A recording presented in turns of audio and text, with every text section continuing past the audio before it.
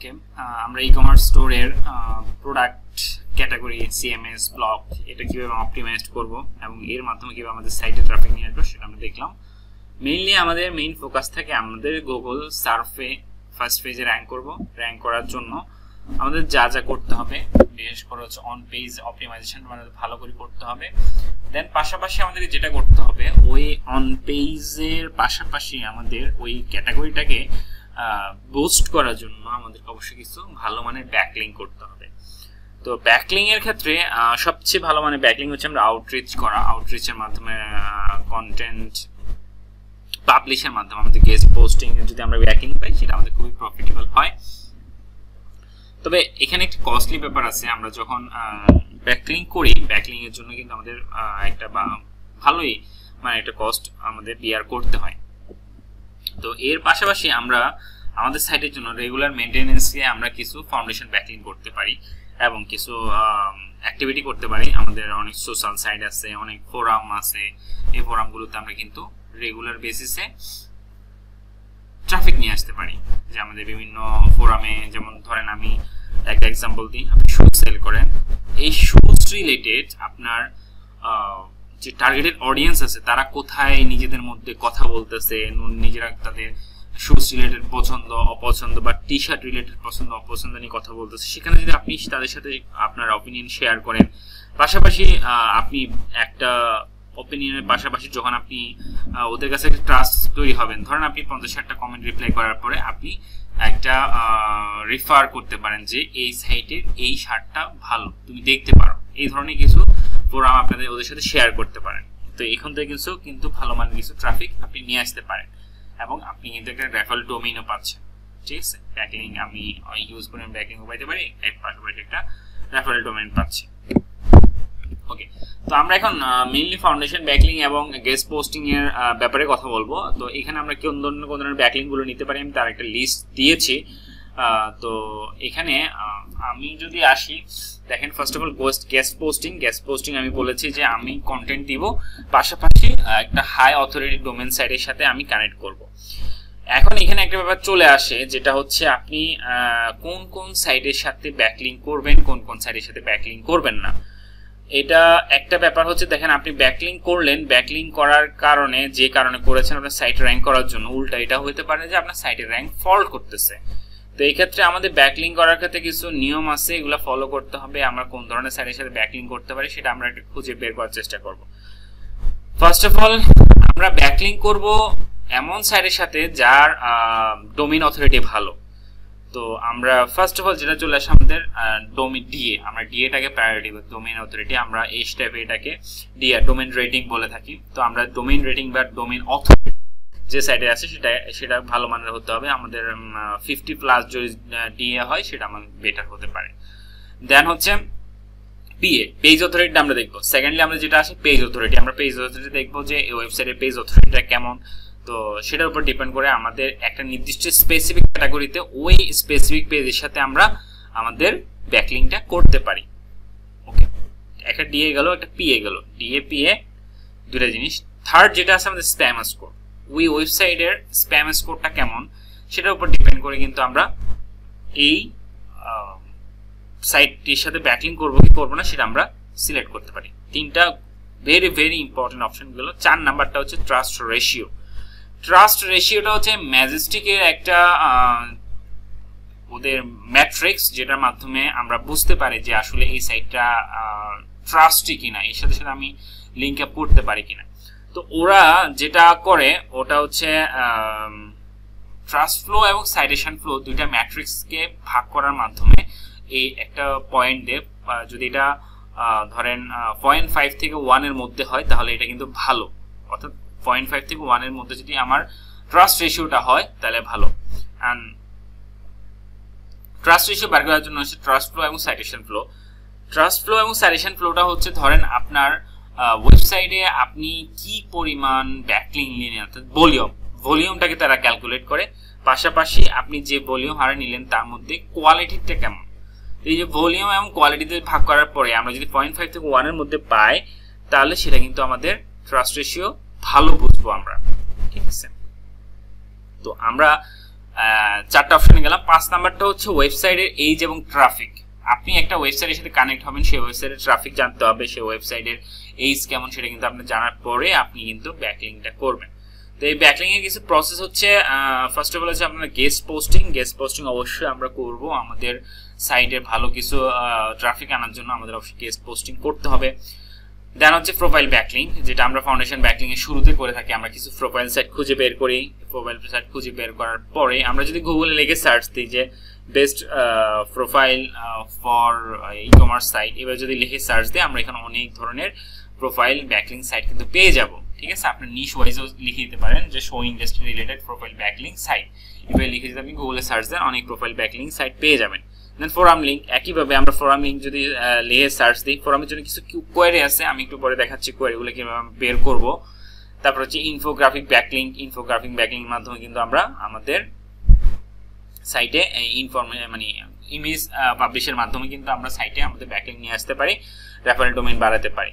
দেন হচ্ছে question answer backlink, question answer কিছু forum related, এখানে যেমন কোয়ারা আছে, answer.com আছে, এগুলাতে আমরা কিন্তু আমাদের যে ইনফরমেটিভ কোশ্চেনগুলো আছে সেগুলো আমরা কোশ্চেন দিয়ে করতে পারি। পাশাপাশি আমরা আনসার মাধ্যমে 2-3টা অ্যাকাউন্ট লগ ইনের মাধ্যমে বিভিন্ন আইপি অ্যাড্রেস থেকে আমরা কিন্তু এভাবে আনসার দিয়ে আমাদের ব্যাকলিংগুলো বাড়াতে পারি। দেন ওয়েব টু হচ্ছে ধরেন আপনার যে একটা ওয়েবসাইট আছে, ওয়েব টু কিন্তু আলাদা একটা ওয়েবসাইট, যেমন হচ্ছে ব্লগস্পট, আপনার wordpress.com, উইবলি, এই সাইটগুলো সেখানে কিন্তু আমরা আমাদের একটা ওয়েবসাইট তৈরি করতে পারি। যেহেতু এটা আমাদের হাতে কন্ট্রোলে থাকে, এটাতে আমরা খুব সহজে আমাদের ব্যাকলিংগুলো নিজেদের মতো করতে পারি। আর ওয়েব টু স্ট্র্যাটেজি আমরা পিবিএন অ্যাপ্লাই করতে পারি, পিবিএন স্ট্র্যাটেজি কিন্তু খুব ভালো কাজ করে, তো এখান থেকে আমরা ব্যাকলিং নিতে পারি। যেমন আর্টিকেল সাবমিশন ব্যাকলিং, আমরা বিভিন্ন জায়গায় আর্টিকেল সাবমিটের মাধ্যমে একটা অ্যাঙ্করের মাধ্যমে ব্যাকলিং নিতে পারি। ভিডিও শেয়ারিং ব্যাকলিং, আমরা বিভিন্ন মোবাইল দিয়ে আমরা ভিডিও তৈরি করে বিভিন্ন ভিডিও ব্যাকলিং শেয়ারিং সাইট আছে সেখান থেকে ব্যাকলিং নিতে পারি। তারপর হচ্ছে কুপন, লিস্টিং, ক্লাসিফাইড, এরকম কিছু সাইট আছে যেখানে আমরা কুপনের মাধ্যমে আমাদের সাইটের লিঙ্কটা পাবলিশ করতে পারি, আমাদের লিস্টিং এর মাধ্যমে, ক্লাসিফাইডের মাধ্যমে করতে পারি। Image sharing backlink, image sharing মাধ্যমে কিন্তু আমরা ব্যাকলিং করতে পারি। দেন হচ্ছে টোটাল আউটরিচ, আমি গেস্ট পোস্টিং করার জন্য আমাদের কিছু আউটরিচ করতে হবে। আউটরিচের মাধ্যমে আমরা যাদেরকে পাবো তাদের সাথে কন্ট্যাক্ট করে তাদেরকে একটা নির্দিষ্ট ডলার অ্যামাউন্টে পে করে কিন্তু আমরা ব্যাকলিংটা নিতে পারি। দেন হচ্ছে ব্লগ কমেন্টিং মাধ্যমে কিন্তু আমরা আমাদের সাইটে ট্রাফিকও নিয়ে আসতে পারি, পাশাপাশি একটা রেফারেল ডোমেইনও পেতে পারি। তবে গুগল ব্লগ কমেন্টিংকে একটু নিরুৎসাহিত করে, তারা এটাকে তেমন একটা র্যাঙ্কিং ফ্যাক্টর হিসেবে গণনা করে না। সোশ্যাল বুকমার্কিং, আমরা বিভিন্ন সোশ্যাল সাইটের সাথে বুকমার্কিং এর মাধ্যমে কিন্তু আমরা একটা ব্যাকলিং তৈরি করতে পারি। ওকে, এটা আমার একটা সিম্পল কেস স্টাডি একটু পরে দেখাচ্ছি। ফার্স্ট অফ অল হচ্ছে আমরা ব্যাকলিং এর জন্য আমাদের সাইটগুলো কিভাবে খুঁজে পাবো সেটা একটু দেখি। তো আপনারা একটা সাইটে যাবেন, সাইটে হচ্ছে ড্রপ মাই লিঙ্ক নামে লিখে সার্চ দেবেন। সার্চ দেওয়ার পরে এই যে dropmylink.com পাবেন। এখানে হচ্ছে মেইনলি আমি আপনাদের যে জন্য সাজেস্ট করতেছি, যে জন্য আমি এই সাইটটাতে যাচ্ছি, এখান থেকে আপনি মেইনলি পেয়ে যাবেন যে আপনার নিশ রিলেটেড কি টার্মগুলো সার্চ করলে আপনি ব্যাকলিংগুলো খুঁজে পাবেন, ব্যাকলিংকে সার্চ করে এগুলো খুঁজে পাবেন। ধরেন আমি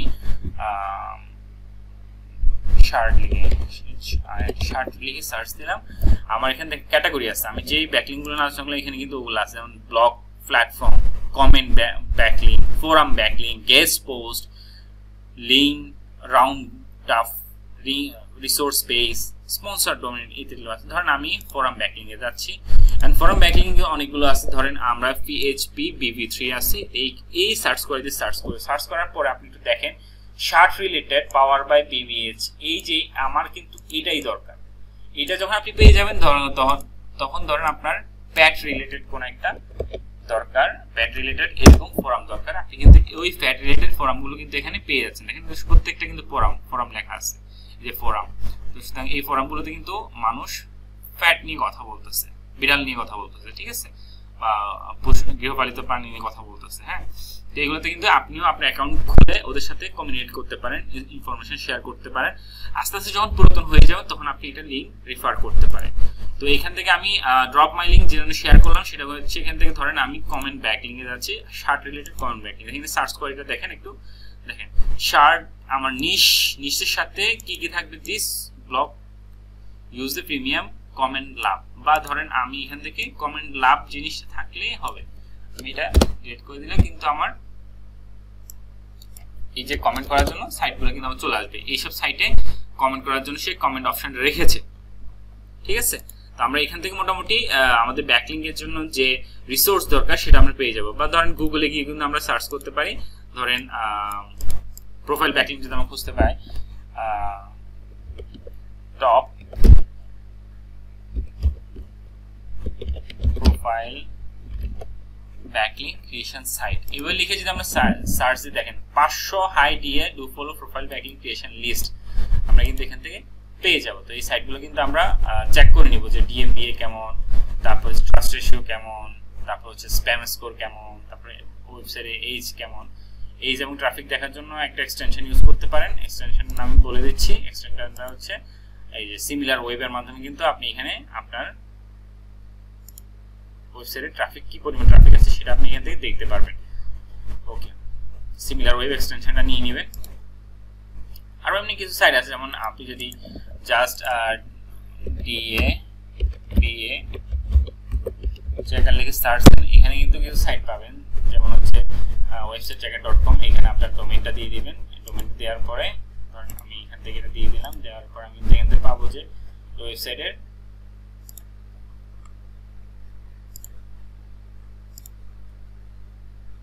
ডিএপিএ কেমন, এই যে আমার ডিএপিএ দিয়েছে, স্প্যাম স্কোর দিয়ে এসএস দিয়ে স্প্যাম স্কোর দিয়ে দিচ্ছে, এখানে ট্রাস্ট রেশিও দিয়ে দিত, এখন ট্রাস্ট রেশিও দিচ্ছে না। তো আমার ডিএপিএ এবং স্প্যাম স্কোর আমি এখান থেকে তিনটা জিনিস পেয়ে যাচ্ছি।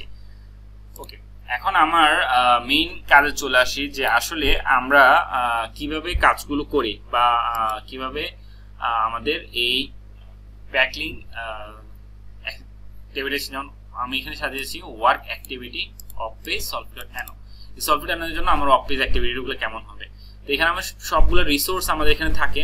ধরেন আমি যদি এখানে আসি, আমাদের সিএমএস পেজের জন্য কি কি ব্যাকলিং আমরা করতেছি, টার্গেটেড ক্যাটাগরির জন্য কোন কোন ক্যাটাগরির জন্য আমরা ইয়াগুলো করতেছি, পাবলিশ লিঙ্ক। এখানে আসেন, পাবলিশ লিঙ্কে যখন আমি আসলাম,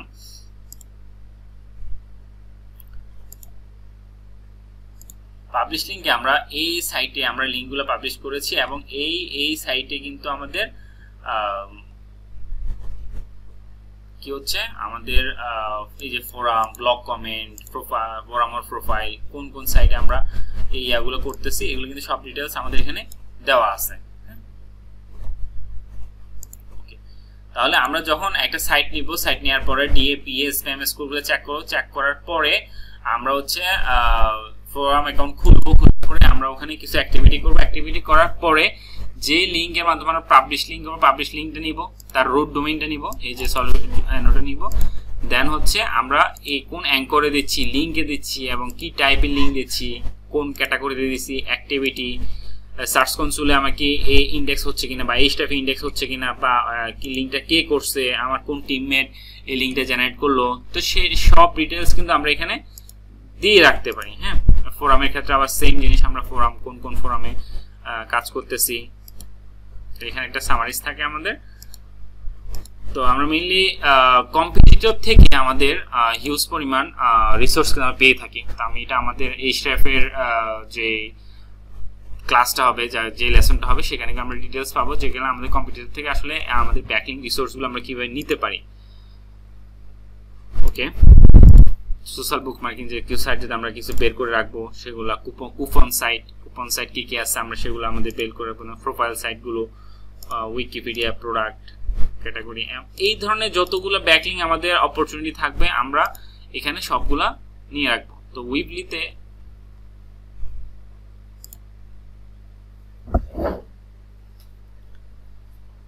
আসার পরে আমরা একটু উইবলিতে যাই, যে আমরা উইবলিতে বা ওয়েব টুতে আমরা কি ধরনের কন্টেন্টগুলো দিয়ে থাকি। যেমন দেখেন ওয়েব টুতে আমরা ব্লগার, মিডিয়াম, ব্লগার, এই ধরনের যে সাইটগুলো আছে সেগুলোতে কিন্তু আমরা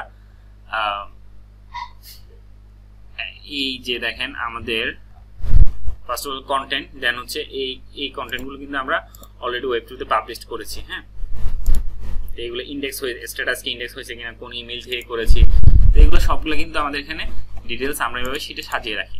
তো সুতরাং আপনারাও যখন ব্যাকলিং করবেন, একটা স্ট্র্যাটেজি সাজাবেন, তখন কিন্তু এই ধরনের শিট ফলো করে আপনারা খুব সুন্দরভাবে গুছিয়ে কাজগুলো করবেন।